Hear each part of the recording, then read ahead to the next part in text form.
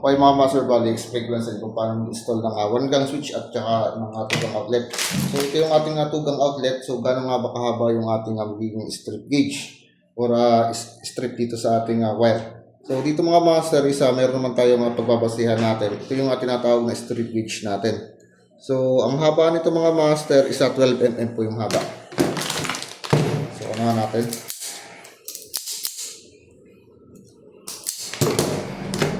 So, saksak nyo lang siya dyan.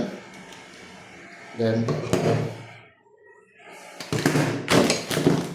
so, papantay na. So, yung haba niya, no? Ayan. So, sakto lang siya yung ating strip gauge dito. So, after niya, ay yung kabila namang side ang strip natin.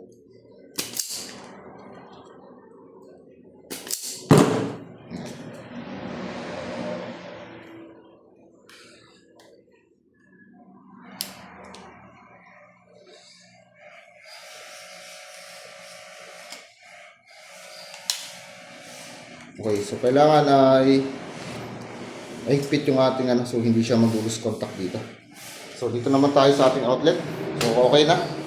Bali, naikabit na natin dito yung nalagyan na natin ng wire yung ating plastic molding. So strip mo lang natin.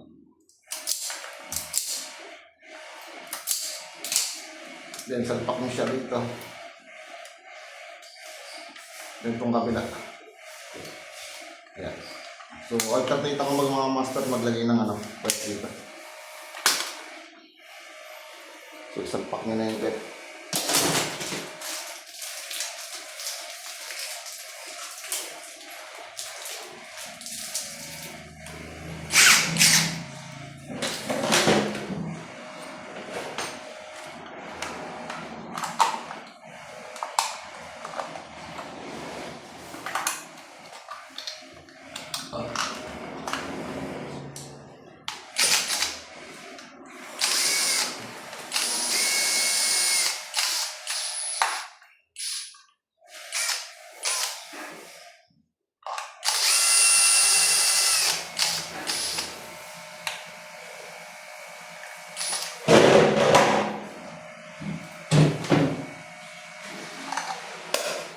So, tapos na. Ngayon, next natin yung ating switch naman dito. Okay.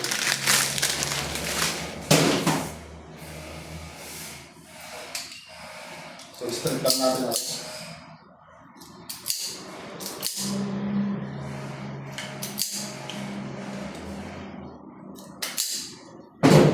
So, yung may tagong natin mga master, ito yung ating light, which is nakatap siya palagi sa kaliwa. So, dito sa ating off position.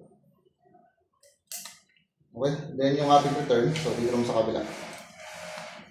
Ayan. So, balot na.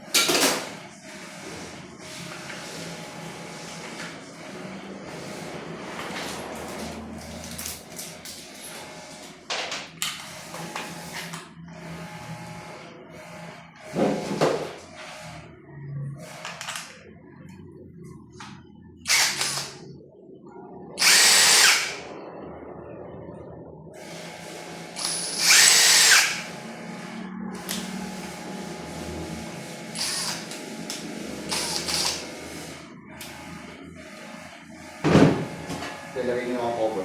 Okay, so ganyan lang kasimple mga master kung paano install ng ating switch tsaka ng ating pagbinis outlet. Okay, salamat.